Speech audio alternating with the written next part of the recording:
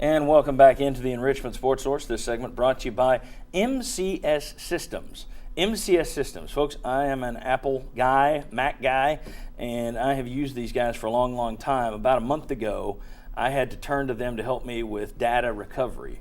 As a one-man business, my life is tied up in my hard drive, and when my hard drive goes bad, I am doomed.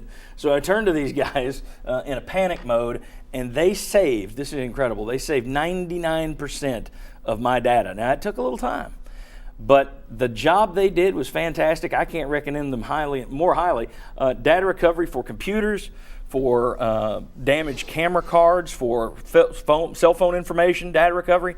MCS Systems, right on Broadway in Knoxville, been there for years and years and years and years and years. Data recovery, man, they are the place to turn to. MCS Systems. Trust me on that one. All right. Gentlemen, let's assume that Bruce Pearl is not going to happen. All right, take that out. Would Tennessee be able to go and get a big name? Now, the last time they approached a couple of guys and it didn't happen. They also had the NCAA cloud hanging over their head, and Conzo stepped up and stepped in that situation. This time you wouldn't have the NCAA thing over you, but could Tennessee lure somebody in? And I wanted to look over at our WIPE board very quickly. This is the SEC. All right, this is your current roster of coaches and where they came from. Mike Anderson at Arkansas, they went and got him from Missouri. Okay, that's a name coach. They paid $2.2 million per year, and his record is worse than Conzo Martin's. But still, that's a name. Tony Barbee is a former Calipari assistant. He was an up-and-comer from UTEP. John Calipari from Memphis, big name. Well, it was Kentucky, so okay, they got a big name. Billy Donovan had been at Marshall for 2 years, up-and-comer. Mark Fox had been at Nevada. Anthony Grant, VCU. And he was the hottest name in the country when they got him, and that has not worked. But Frank Haith at Miami, you look at that and you say, okay, well, they got him from a big school in the ACC, but he was a so-so coach down there in NCAA trouble, and Miami was ready to run him out of there. So that wasn't as good as it looks. Johnny Jones, North Texas. Andy's an LSU alum. Andy Kennedy, Cincinnati interim coach. Billy Kennedy from Murray State. Conzo Martin from Missouri State. Frank Martin came from Kansas State, but he had the falling out with John Curry, the athletic director out there who used to work at Tennessee. Rick Ray from Mississippi State, he was an assistant at Clemson. And then Kevin Stallings, who could have come to Tennessee if Doug Dickey's phone hadn't rung. Illinois State is where he was from. So you look at that, and this idea of an SEC school going out and just throwing out the money and somebody coming in there, Don says you could woo someone in this league, and I'm sure you could. And I think he's right that maybe the bar, the target zone isn't set that high at some places. But overall, I also don't think this isn't the Big Ten, this isn't the ACC. If you get rid of Conzo Martin and the replacement is not Bruce Pearl, I don't know where you turn. Thoughts? Well, I tell you one thing that's going to limit I think you could woo a big coach. I think you could go out and write a huge check and maybe get somebody. The problem is Tennessee doesn't have the money to write a huge check. So you can eliminate that. Forget that going out and saying, well, we'll spend $6 million a year, blow everybody else out of the water. That's not going to happen. So I think if you look at the list of schools that you've got out there, eliminate Missouri and Memphis and some others, that's where you're going to go again. And that's the reason I think, even though I believe it's time for a change, it is a big crapshoot for Tennessee because you don't have the money to lure that big name that a lot of people would want.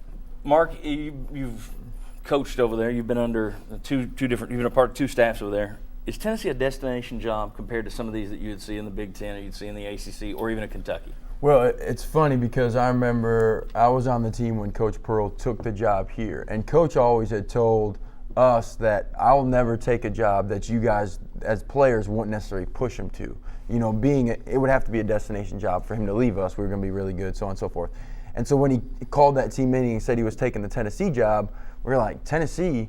Why would you want to go there and be third fiddle behind football and Lady Vols? Yeah. But with that said, because of these fan bases, because of the SEC network coming, because you can be behind the scenes a little bit to a football program, these are jobs that coaches do want. It's just the budget, it's just the right time, the recruiting situation. I mean, coaches will look at this in many different avenues, and I don't think it's going to be with all things, if the time does come, that it will be an easy thing to get a really good established coach. You won't have the NCAA thing hanging over you this time. However, you will still have, if it's not Bruce Pearl, you're still going to have that ghost floating behind you, whoever comes in here and takes that job.